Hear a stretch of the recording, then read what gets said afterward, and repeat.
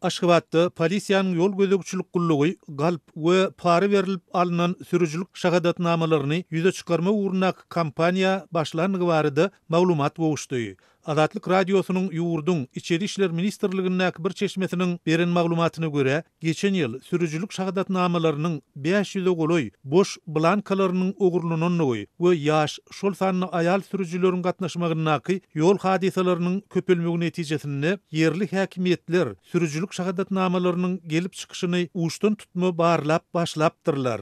Sözümüzün şu yerine bellesek, Adatlyk radiosynyň ýurt içindäki çeşmeleri we söhbetdeşleri soňky ýyllarda Türkmenistanyny sürüjülük şahadatnamalary bilen baglylykda giň korrupsiýanyň emele gelenligi we bu urda ýürüýte nırh meýilnamasynyň dörenligini aýdýarlar.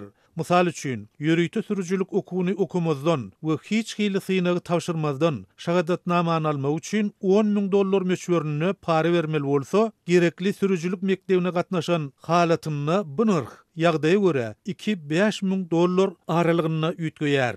Bundan başga, Adatlyk radiosy bilen söhbetdeş bolan polisiýa resmisi geçen ýyl sürüjülük şahadatnamalarynyň ýüzlerçe boş blankalarynyň ogurlanyp, galp möhürleriň urulyp, näresmi şahadatnamalaryň ýasalandygyny hem gurrun berdi. Bu ýagdaýlaryň netijesinde polisiýa işgärleri ilki bilen boş blankalaryň ýeten döwürlerini berilen şahadatnamalary ýüze çykarmak maksady bilen ýolly ulaglar saklap, sürüjüleriň şahadatnamalaryny barlap başladylar. Munyň ýa bilen sürüjülere polisiýa idaralaryna ýa-da telefon arkaly haýsy sürüjülük mekdebine okanlygy, mugalliminiň kim bolanyny, synagda haýsy soraglaryň çykanlygy ýaly soraglar sorulyp başlandy. Egerde şahadatnamalaryň galp ýollar arkaly alynanlygy tasdiklansa, onu dokumentler alınıp, eýeler hem täzeden synaga ýollanylýar. Adatlyk radiosynyň ýurdun içeri işler ministrligindäki çeşmesiniň gurrun beren ýagdaýlar dogrusyny resmi taýdan hiç hili kommentariýa almak başartmady. Bu barada ýurdun metbugatyna da